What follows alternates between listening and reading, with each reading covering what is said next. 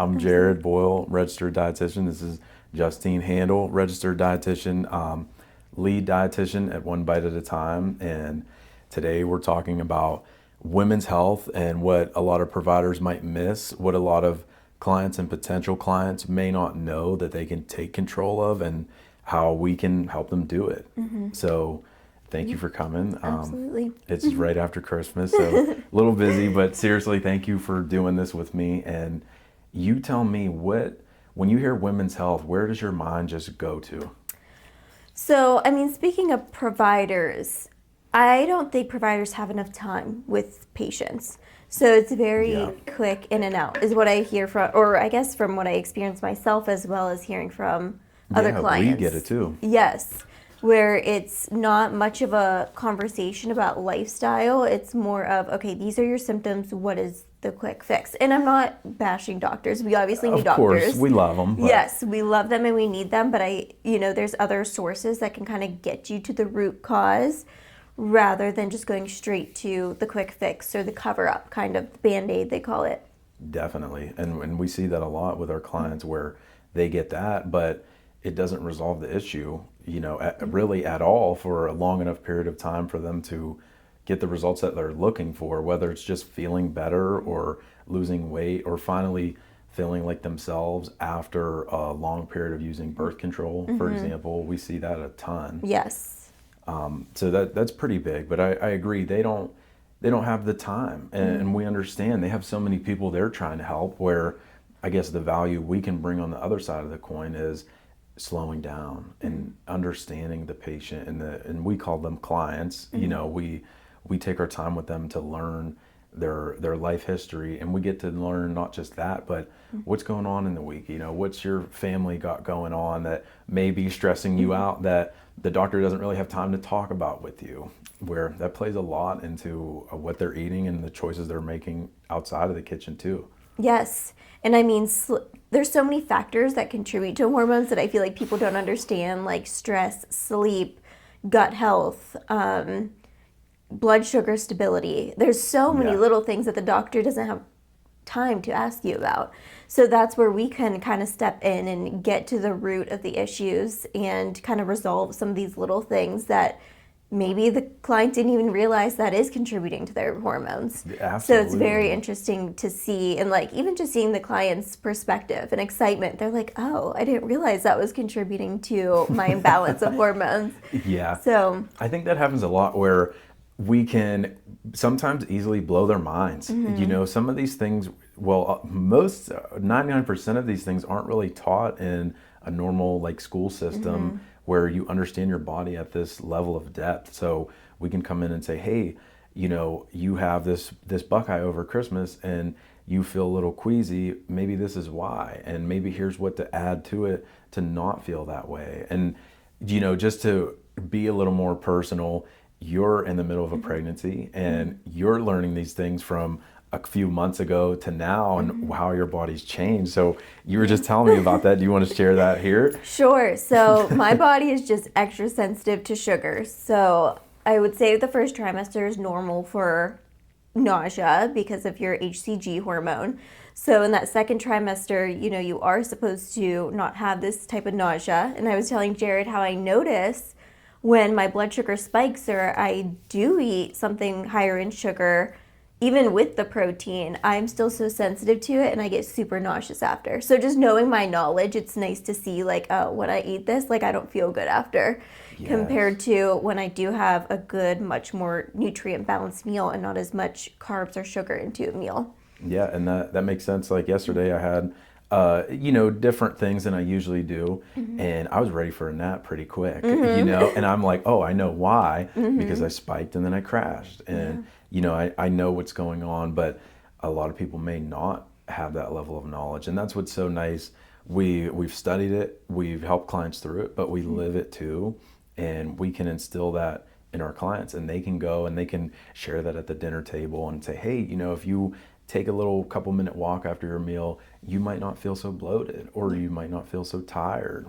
So I guess when you're having these conversations with our clients, do you have them experience this a lot where they're like, wow, I didn't think of that? Yes, and it's very interesting to see like the life stages. Like I was Yeah. just telling Jared, this one breakfast that I used to eat never caused issues. Like I felt really good and energized after. And now when I have this one breakfast with a banana and oatmeal, even though I have protein with it, I feel like terrible. So Yeah. it's different to see, it's nice, it's interesting to see with our clients like different life stages where when they are in menopause, like their body's more sensitive to blood sugar compared to in your 20s. And I would say that kind of goes back to what we were talking about with providers, where providers don't really understand that, where Yeah. their mindset is a little bit more restrictive, or like eat like you were in your 20s and you lose weight, or just exercise as much as you did in your 20s and eat less and you'll lose weight.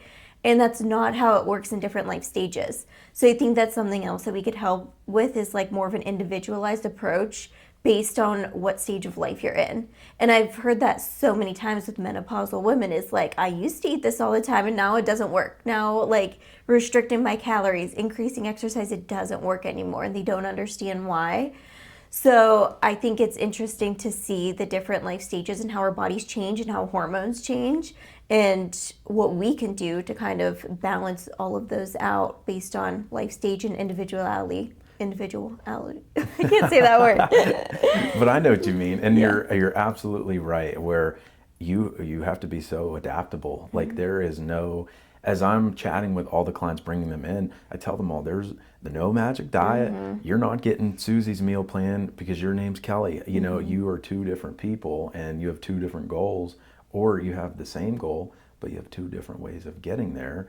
And we have to focus on that a lot. Where as we spend that much longer amount of time with them, we understand, hey, you did something when you were 20 and it worked and it was wildly successful, but you're calling us when you're 40 and now we have a whole new playbook.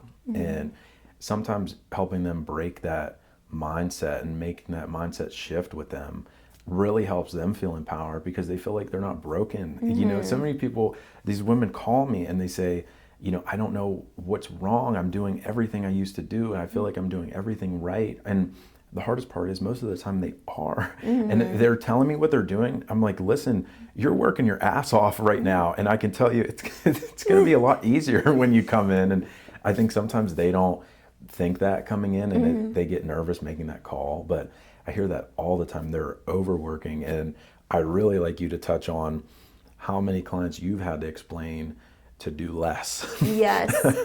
So cortisol is that terrible, terrible hormone that Yeah. everybody, I think, has well, we've all experienced it, and we all experience day to day. Yeah. But especially when your hormones are out of balance, you know, cortisol is going to cause more of an impact. And then also when you're doing too much, you're over exercising, under eating, that cortisol is so high that you're not going to lose the weight.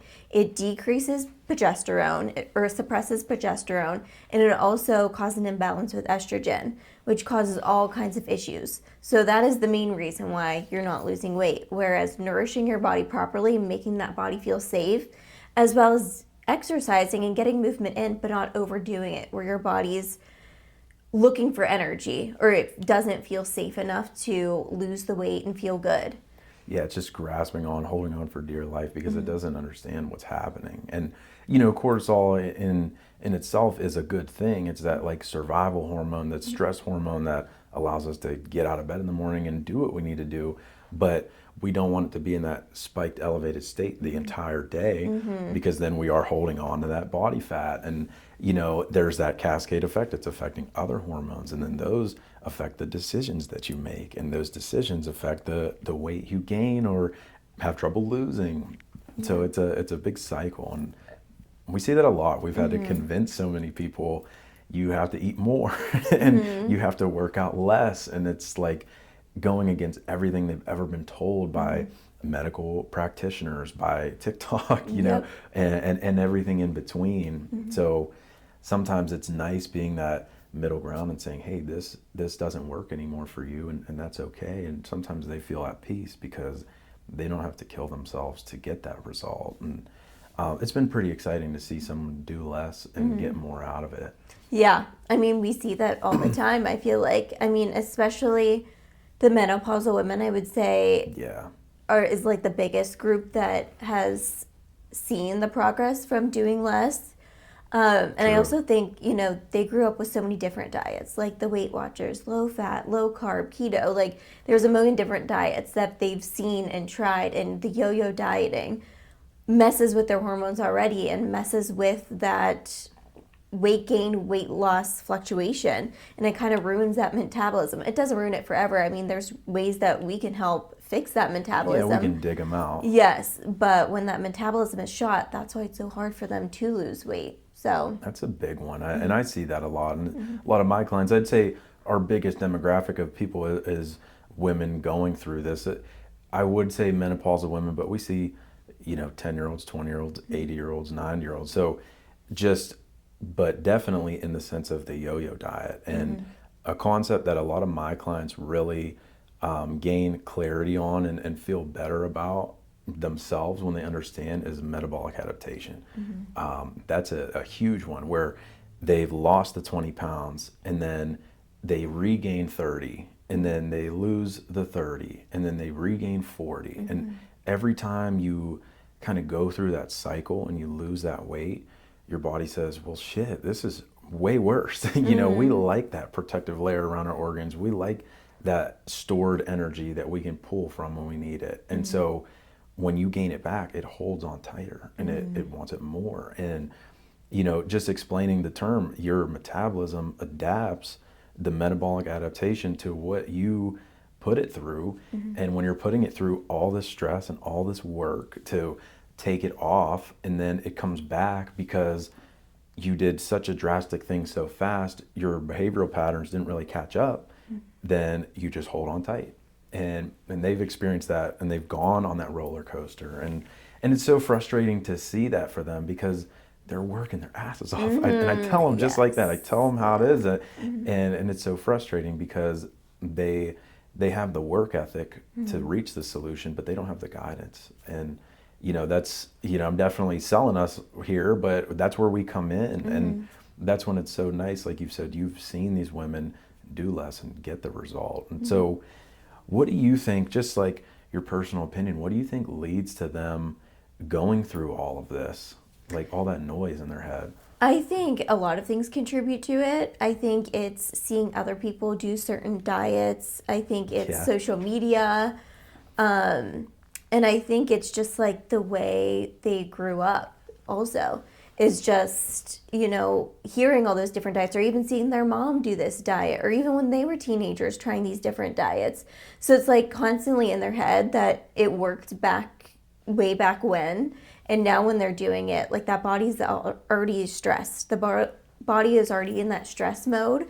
We're trying these restrictive diets and over exhausting the body doesn't work anymore. It just causes more stress. So yeah, your body just kind of gets tired of it. And yeah, we both have. We've worked with hundreds of women and men too, but mostly the women where they're coming in from all these different angles. There's so much noise, and what we do, I think, is so simple that people don't believe that it works. They're like, well, it just can't be that easy. It can't be that simple. And I guess it is simple, but it's not easy. Unlearning all these things you've been taught for decades, and what your parents brought you up on thinking is correct may not be the case. And we didn't invent anything new here. We like protein and we like fruits and vegetables and water and movement, but I think hearing it from someone else is really, really beneficial, and just spending time learning what that stuff does to your body, the good stuff and the bad stuff. And I try to be very easygoing and very neutral and very like against, good foods versus bad foods, but there are certain habits and foods that take you away from your goals and the results you want. And I think we lay a foundation and get them to understand the foundation and the results they want need to look like XYZ so that they're healthy and they're safe. But after that, we can run toward that result that we want together and say, hey, this is, this stuff you need to do, not just because we think you need to do it, but it's rooted in science. It's rooted in what your body's been through. So do you ever get pushback on the simplicity of things? All the time. Yes, I do. Yeah, I do too. So how do you address it? Say you're telling me what to do, and I'm like, well, Justine, pretend I'm 40. When I was 20, none of that stuff worked. It was too easy. I had to run 5 miles a day to lose the weight. So what do you tell me? Really explaining kind of like that cortisol, where when I explain the cortisol and how the body is overly stressed right now, and I mean, you could tell these women look stressed and they're talking about stress. And so when I explain the whole cortisol, that's when they're like, okay, this is kind of making sense a little bit. And so they kind of have a little bit of that trust where they're like, okay, what she's saying makes sense.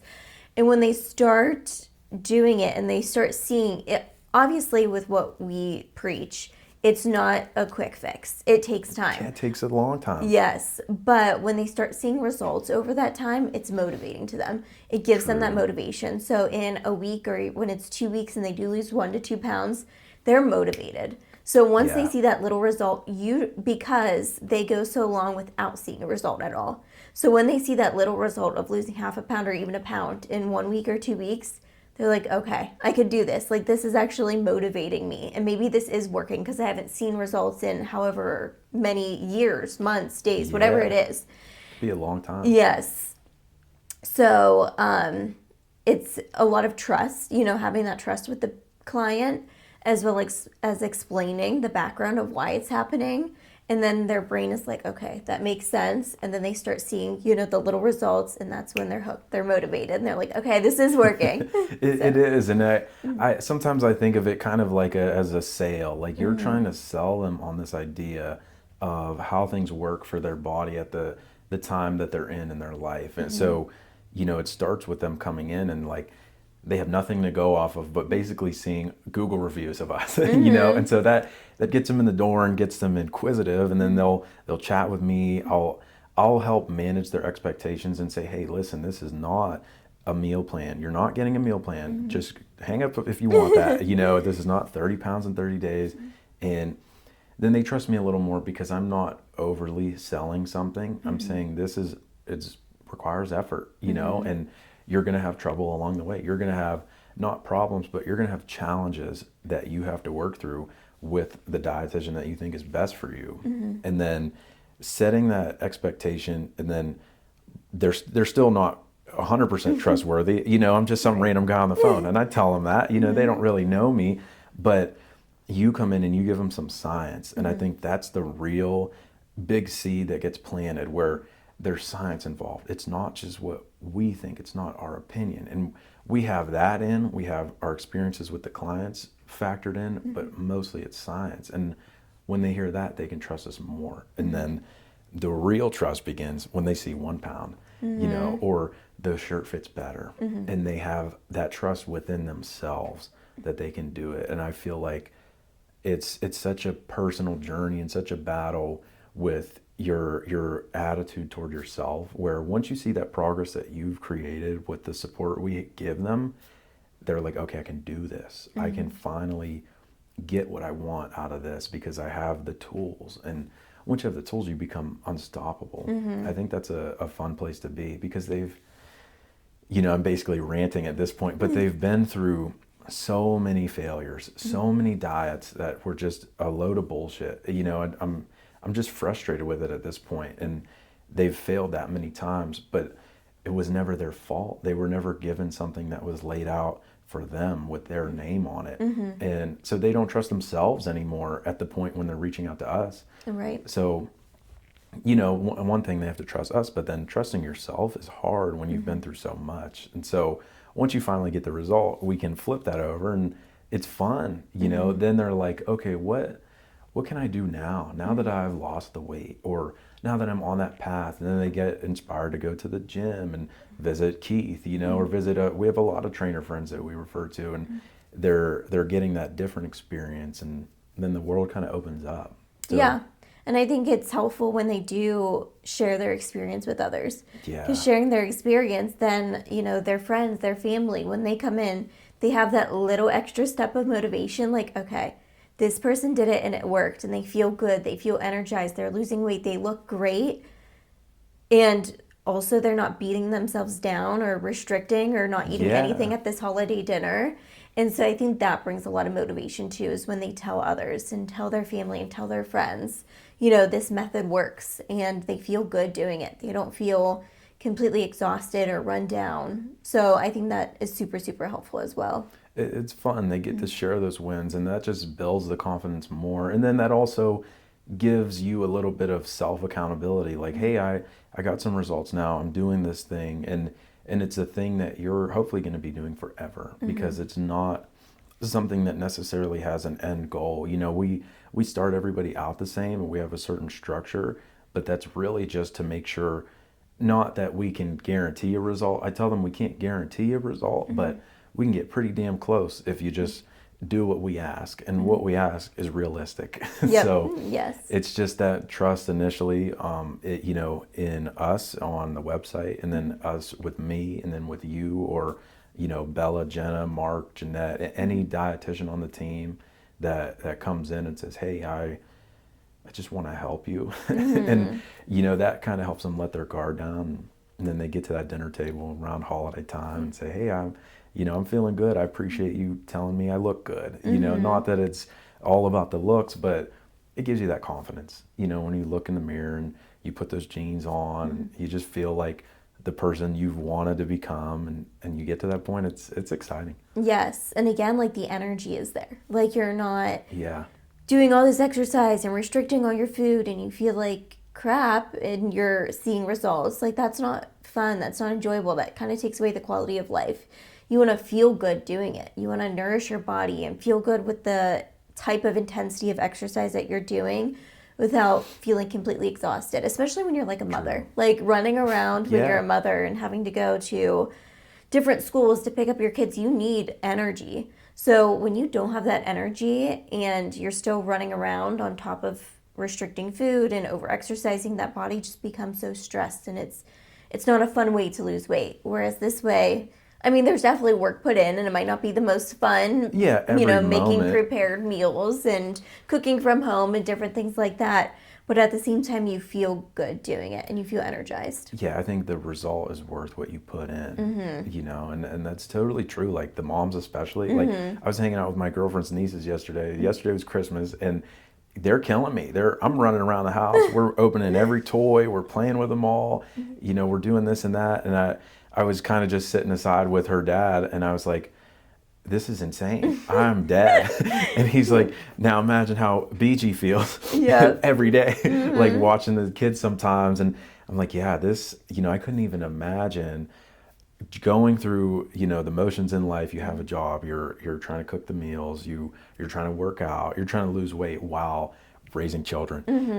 It's scares me a little bit. So I feel for you. I feel like you have a really good foundation with your health, so you're going to come in with a head start. And so I guess what are a couple of things you're keeping in mind as this season of life for you changes as an expecting mother? Yeah, so I would say the biggest thing is not overcomplicating meals. And Nice. I think I have that conversation with all my clients because they feel like it has to be like this 1 hour of meal prep on a Sunday to like be prepared for the week. More than 1 hour. I think everybody thinks it's all Sunday. Yes, and it's not anything like that. And honestly, like, I could give you 5 different meals that take like 20 minutes or less. And a lot of times, Instantly. like, my dinners are going to be my next day's lunch. So Nice. like leftovers like are so super helpful. But with this next season of life, like, I plan to continue these 20-minute dinners because that's all the time I'm going to have time for. If that. Yes, exactly. Yeah. And then also when I do have a little bit of time, say it is a Sunday and I do have a little bit more time and I do make a big batch of soup, freezing. Freezing is like the best thing you could possibly do because there's so many times where I come home late on a Thursday and I just don't want to cook at all. I don't even have 5 to 10 minutes. I don't have any energy. Thawing out frozen soup and just reheating, it's like the best thing, especially like this time of year, obviously. True. But in the summer, I'm not going to lie, I'm a soup person in the summer as well. So Well, it's just that good. Yes. Your recipes are that good. Yes. So that is one of the biggest things that I am prepared for is just having those like easy meals that we could still make from home without thinking I have to make this whole dinner that takes an hour or 2 hours because nobody has time for that. Yeah. So definitely the meal type of meals that I've been making that takes 20 minutes is probably one of the biggest things that I'll continue to do. And then really sleep. Sleep is like one of the biggest things that if I know obviously when I have this baby that sleep is going to be taken away, yes. Yeah, but the trying to go to bed earlier and not just like watch TV at night or go on my phone at night, like take in every second that I possibly can to get that sleep, because I know how important it is. So I know I'll be waking up multiple times with this baby. I know that. Of course, but yes. you know, you're taking every opportunity you have to get sleep and taking advantage. Yes. Whereas a lot of people, they'll finally get, and I'm guilty of this too, you get a moment to yourself and you're like, oh, let me catch up on XYZ and, you know, do this and that or watch my favorite show. But you pay for that in the morning. You pay for that with your results, you know, later in the week and the choices you make, because your willpower is depleted coming out of the gate because you're so tired. You don't have the energy to make the best decisions. Right. So and then the last thing that I am prepared for and continue to do is, and I know all my clients know, I work out at home. I just don't have time. I don't have time for a gym. I just don't have time to drive somewhere, drive home. Like when I was doing that, that was 15 minutes there and then 5 minutes of just like talking to the people that you see every day. Then you do your workout. So it's like a waste of time in my eyes. And I mean, some people are meant for the gym. Some people, they will not work out unless they go to a gym. So that is completely okay. And that is their choice. And that works for them. It just doesn't work for me. So for me, it is doing home workouts. And every workout I do at home is free. I just use like free YouTube videos. Yeah, you crush it with like Pilates and stuff like that. Yes. And it doesn't have to be an hour. It doesn't have to be 45 minutes. Like, honestly, right now, most of my workouts are 15 to 20 minutes. And I don't feel like I have to do them every day. But I feel confident in doing that, and I'm still keeping that muscle mass that I've done prior to pregnancy without completely depleting them. So that's another big thing that I will continue to do is like these small little 15, 20-minute workouts from home. I don't have a full setup. I do it in my living room with my free weights and some bands. That's all I need, and I really enjoy it. And then you can, I don't know, set the tone in your own home. Like, I like a certain type of lighting where I don't want bright lights on me while I'm trying to work out. Like, I like them. Yeah, you want to feel good. Yes. So I think that's a big one that I will definitely continue to do, and is just prepping me for a busy schedule. So yeah, that's a huge one. And I think just workout aside, what you said was so important. I want to dig into more. You were like, this has to work for me. You know, I want something to work for me. It makes sense for me. Where you're building an environment around you that supports the goals you have and supports what you want and what you define as success, because what you and I define as success might be different. You know, we're going to have similar pillars of that, but it just depends. Like you said, some people go to the gym. Some people need that, you know, that time away from home where you feel good in the home, and that's important. Where I'm the same way, you know, as things get busier and I have a lot more going on, I've began to create an environment that supports me, and I have a garage filled up with a, you know, squat rack and a bench and my power block dumbbells that Keith put me onto, and they're very helpful.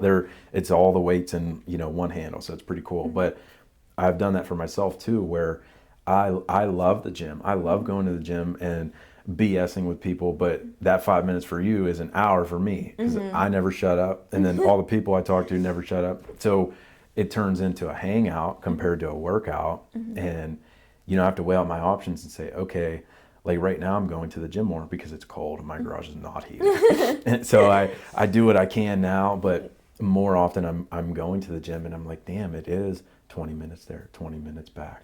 At least, you know, on the low end, 20 minutes of me BSing with my friends and just people I meet there. I'm meeting someone new every time I go. And, that bleeds time, and there's an opportunity there for me to meet new people, and I like that, but I have a lot going on, and so I'm like, how could maybe I need to heat my garage, maybe I need to figure out a way, you know. And you're doing that with workouts, but there's so many other things we can do that with too. And a lot of clients overlook that, and I think that you knocked out a lot of excuses for people. Just like, listen, the workout's 15 to 20 minutes. Okay, we can all find the time.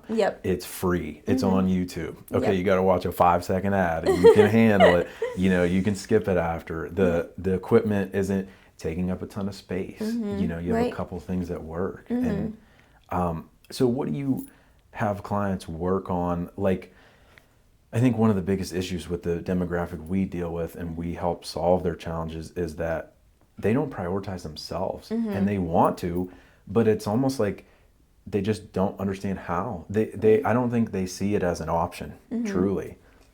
Right. I think the biggest thing is like making it work for yourself and also like different stages of life. Like, so, you know, maybe when you were 20s, 30s, you did have the time to go to the gym and you enjoyed going to the gym. But after kids or in menopause, like maybe a new job, like you kind of have to like change those perspectives and find what works best for you. Because you know what you were doing might not work best now. So I think it's kind of like looking at the big picture and seeing, okay, what can we do to simplify this rather than make it more complicated. So like when I'm talking to clients, I preach simplifying. Like obviously, Yeah. yes, it's going to be a change when you go from more convenient foods to cooking from home. Again, it's not these elaborate crazy meals. You could still cook from home in Yeah. 20 minutes or less. But it's trying to simplify their life rather than make it more complicated with adding things in. Really, we're trying to like simplify it, take stress, take extra things out. That way you feel less overwhelmed and you actually you feel good doing it and there's time for it and you over time it's going to get easier. At first it might feel True. complicated, like, oh my gosh, how am I going to cook 5 dinners from home this week?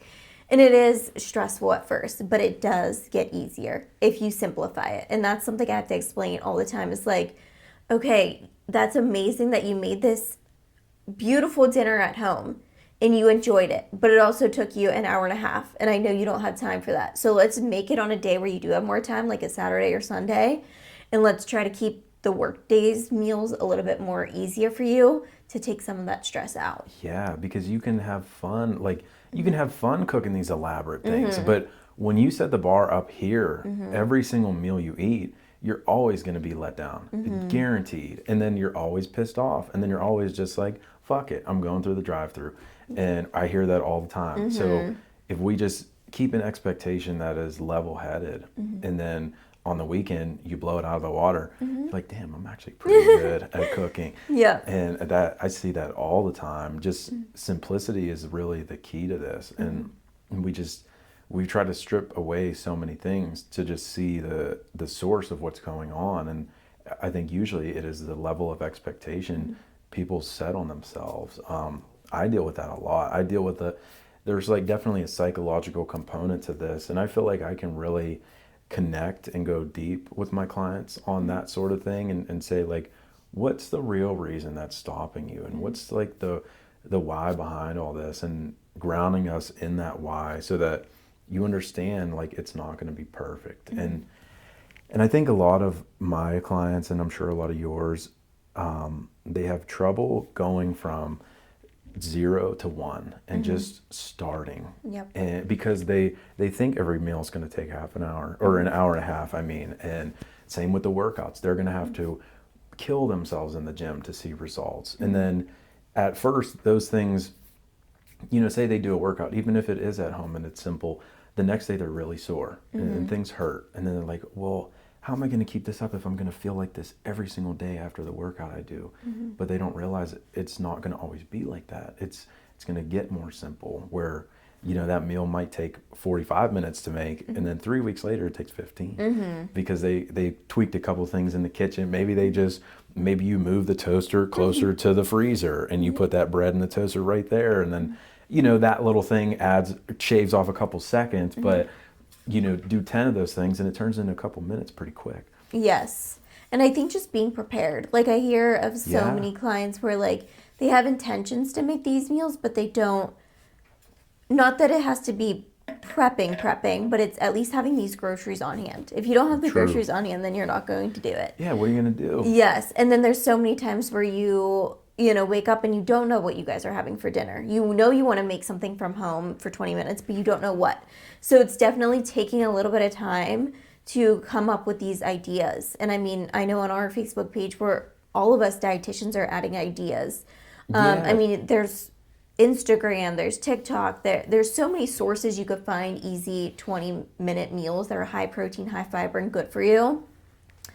But again, it has to come to just actually putting a menu aside. So the amount of times I hear, Justine, it's so crazy when I actually like write down what I'm having Monday through Thursday or Sunday through Thursday, it works. I do it. If I don't like put it set in stone, I don't do it. I wake up and I have no idea what we're having for dinner. I have chicken in the fridge or whatever, beef in the fridge, but I don't know what to do with it. Whereas if you take that little bit of time to just come up with a couple different meal ideas, then you're solid. You're good to go. You already know. You wake up knowing what you need for dinner later on that night.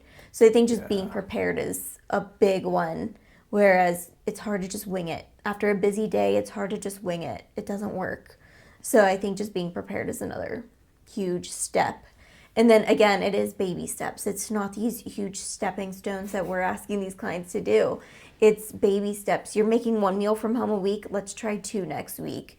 I mean, I just had a client that we just discussed. Right now, the kitchen, there's so much stuff in the kitchen that she doesn't want to cook.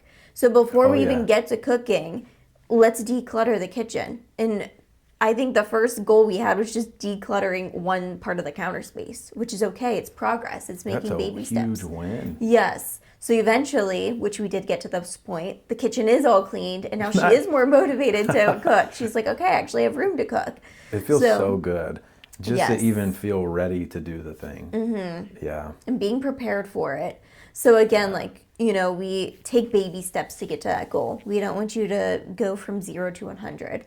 We want to take baby steps and see those little progress steps that you're taking each week. Yeah, and it takes time to do that. Mm-hmm. And I think that preparation and that clarity is going to be the determining factor of success or failure. I mean, if you have no plan, you're screwed. Right. If you try to go, we're in Ohio, if you try to go to California with no map, it's going to take you a long time. It's going to take you a couple weeks. Yes. Because you're going to get off the path. And that's just the same with your health. If you have a plan in place that can just be the next step forward, you're going to take that next step forward rather than what is the next step forward. You can decipher and think about that all day, every day, and come up with 100 different answers, but only one's going to matter most. It's not going to be, we need a perfect meal. It's going to be, we need counter space. Yes.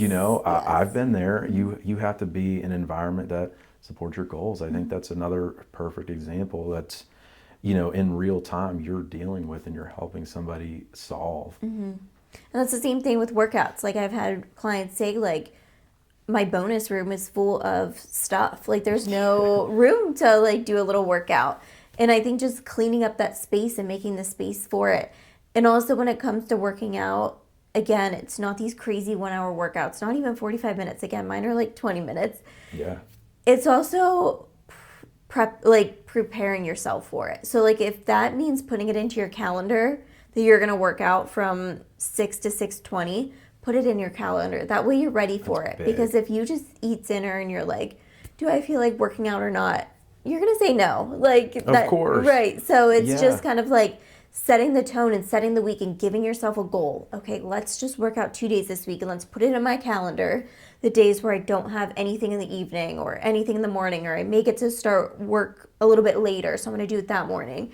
So looking at the week ahead and like giving yourself a goal.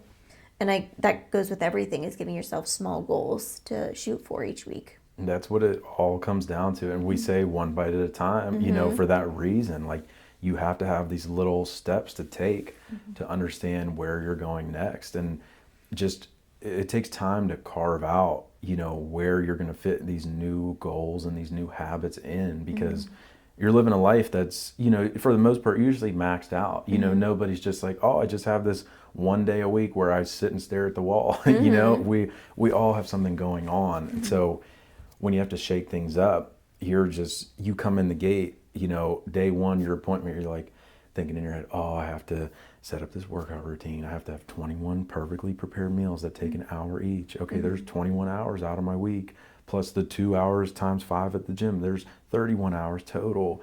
That's 30% of my week or whatever. So they're coming in with these ideas, but they don't realize 2 meals are better than one. We can take those steps.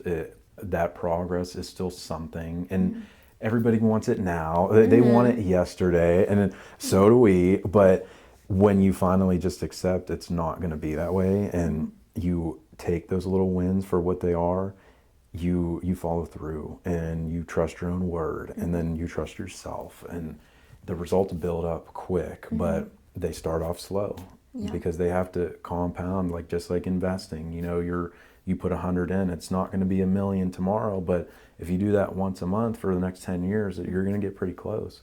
Yeah. So it's always building up. So I like that you're bringing in these real world examples too. Yeah. And another thing I see is the consistency piece, where we do have to be consistent. We can't just do it once or twice a week and think that we're going to see these amazing results. It definitely takes time, and it takes consistency till you're going to get to those larger goals. You know what I mean? So I think it just takes a little bit of time, and it takes more consistency until you're going to see the best results. But I do, see a lot of people that, yes, we're making the baby steps, which is still building progress, but the consistency is that other piece, that it has to be consistent. And obviously there's going to be roadblocks, holidays, things like that. Yeah. But trying to, Christmas Eve, Christmas Day is over. There might still be some more visiting family, but let's do the best we can to try to stay on track. So that's that other thing where, I do see sometimes where, they're not consistent, and they're like, why am I not seeing results? And that consistency is a big piece. So yeah, it sure is. I think that's another one of the biggest pillars to finding the success. I think consistency is often overlooked. Like just like you said, they'll hit it hard for a while, even a week or even 2 weeks in a row. But there's 50, 51, 52 weeks that we want to try to be consistent every year. So, 2 out of 52 isn't going to really change the game. But, even 26 out of 52, you're halfway to, a perfect level of consistency. I'd rather have someone at 26 weeks out of the year than 2. That's going way above and beyond what they did last year. And I think the level of consistency you need is often not as much as you think it is. I think a lot of clients believe it has to be 52 weeks. And you want to be having these thoughts 52 weeks out of the year, but you have to understand, Christmas comes around. You're not going to have the same schedule you do on Christmas Day. Hopefully, luckily, you have a family to spend time with, and that's a blessing in itself, but it's going to be a different scenario. You're not going to be at the gym with your whole family. They're not having it, and foods are going to be different, and you want to enjoy those things, but you don't want that day to be a day that moves you backward. You can still stay rigid enough to maintain what you've built. Yes. And you don't have to throw it all away. Right. So that's a big discussion I feel like I've had over the holidays with clients right now. Is like, okay, let's focus more on maintaining rather than losing with this season. Yeah. Just because, having that mindset of weight loss right now, but you do have all these events, sometimes that makes you feel more like a failure, and that motivation goes down a little bit. So this is like a big time where I love to discuss maintenance rather than loss. If you do lose, that's amazing. I'm excited for you. But if we maintain, that's a huge win too. I think so too. I tell my clients the same thing. If you can just keep it going where you're at right now in this season, you have made progress, because last year maybe you didn't. And my clients that do get results right now, I make sure that they understand you are an all-star and you better enjoy this, because not everybody's getting this. Right. So you're crushing it beyond belief in a season like this. So if you can do it now, you can do it any other time. And life's going to throw things at you that make you pause, whether you like it or not. And we understand that. But it's really nice when you can work really hard in a time like this, still see some results, or still get the maintenance, and then come out, fresher than ever, because you're motivated from either side of that. Right. Yeah. I mean, even just discussing last year, how you felt around Christmas compared to this year. And when a client says or even Thanksgiving, I've heard this a lot, is Justine, after my Thanksgiving meal, I didn't feel completely tired. I didn't want to take a nap. Like, I actually Yeah. felt good to do dishes and play some games with family. And I think that's a huge win. It's just like how you feel after a meal. You shouldn't be completely wiped out of energy, exhausted, ready for a nap. You should have energy. Food is fuel. But if we're not Yes. balancing it correctly, then it's going to make you tired. It's not going to make you feel good. So the amount of times I heard my clients say this Thanksgiving I felt completely different after a meal, I think that's the biggest win. I think that's huge. It is, because they'll never forget that. They'll use that as a benchmark now and say, okay, this is possible that I can feel good after. And I'm in the cars a little bit, and it's like you said, food is fuel.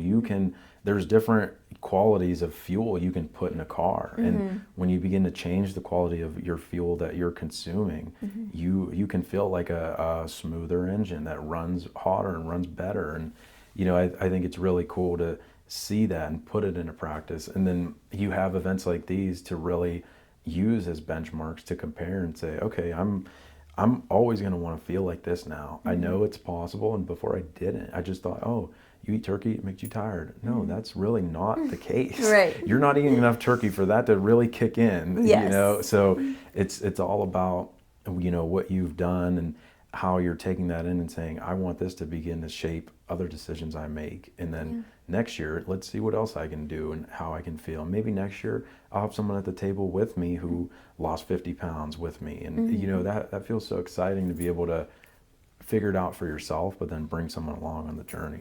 Yes, absolutely. Yeah, I think, we went in a lot of different directions, but I think it's all rooted in especially women's health. And that's why I wanted it to be the overarching topic that we spoke on, because that's your passion and you are directly helping women day in and day out. And I'm setting up the stage, I'm talking with them too, but I'm just dealing with the clients I've had for a long time now, where you're seeing these women coming in and day out. They're going through these struggles, and they've gone through so many struggles that we spend a lot of time digging up so that we understand the foundation of what's led them to the point where they call us and they're finally ready for that deeper support. Not that it's harder or that we're the food police, but that we're going to look and uncover things that maybe other providers or other TikTokers didn't think to address. And so when we can put it all together like this, it's really exciting to see the impact that can be made just with simple choices, doing a 15-minute workout at home, having one soup in the freezer. Like these things make a hell of a difference, and it's motivating. I like having these conversations because it motivates me. Like, oh, I could have food in the freezer. Like, what am I doing? Because I don't. Yeah. I'm cooking as I go, and I have a plan in place, but not at the level of depth that I should for the position that I'm in. I need to work a little harder. So I always leave these taking something from it, and the same goes for the audience. I want someone to watch this and be like, okay, that's what I'm doing now. I'm going to take that, what Justine said, I'm going to try it. And then they can come in and be like, I watched this and I already got results before I came in. So it's pretty cool. Yeah. So I think the biggest thing that we can provide is an individual approach, whereas we are working where, what life stage are you in? We can look at their lifestyle and stress and sleep and blood sugar stability, all these different things. We take a step back and we look at those different things. We're not looking at your labs. Well, we are looking at your labs, but sometimes even labs, it takes a while for certain issues to show up on labs. Thyroid, it takes years for it to show up on labs. That's a big one. Insulin resistance, perimenopause, these 3 things take a while to actually show up on labs. So yes, we do definitely look at labs, but the biggest thing we're looking at is day to day, what is the root cause to your issues? So again, we're making an individual approach for each client based on what we see, based on stress, sleep, blood sugar stability, quality of food, all these different things, and we're giving them small baby steps to reach their goal to see progress. Yeah, it's huge. And you said the day to day, but we also look at the big picture and see how these things are going to affect you in years from now. Are we setting the stage up to mother a child in the correct way. Like we've helped women do that. We've helped women with fertility issues, and that's a really rewarding experience. And it's an honor to be a part of that. And so I'm grateful to do it. And then just as the business grows, and we're getting older, we're about to turn 5. I think we're finding a niche that we're getting more comfortable with solving their challenges. And I want to make that a little more clear as things go forward and address it in our messaging. And we're becoming more narrow in the solutions that we create for people, so that people see, we understand this at a level of depth that they may not have realized. Where clients come in, so many clients come in and they're like, oh, I didn't know you could do that. Or I didn't know you knew about that or could help with that. And we're like, yeah, we've been putting in some work to have this level of support. And that's why I'm doing this sort of thing. I want to be able to show that off. I mean, we have something serious here, and we have a lot of people that we can help that don't know we can help. And so just like speaking a little more like directly to the audience, if this helps you, please let us know. If you hate this, please let us know. We're learning as we go. It's one bite at a time for us too. We're running something that is fluid, and we can make changes, and we can do this every day if we need to. If we're bringing that much help to you, we want to do it. So you got to let us know. You got to leave a comment. You got to DM us. You have to do something so we know where to take things. And we have a pretty good plan in place for the year, but things change, and we want to be able to adapt to that, just like your metabolism is adapting to all the things that it's been through. So that's just kind of my closing message. But if you want to say anything special, now's the time. I mean, thank you for listening to us rant about a whole bunch of things. Yeah, but really. Hopefully this does, reach people who need the help. And, if any type of women are listening to this and they really do feel like they're stuck, I think this is the place to go and reach out.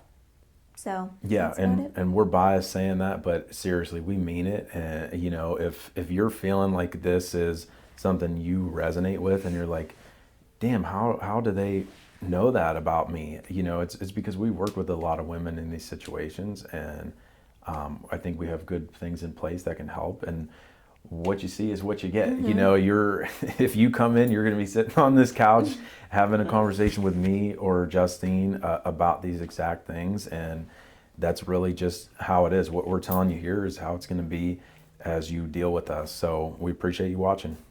Thank you.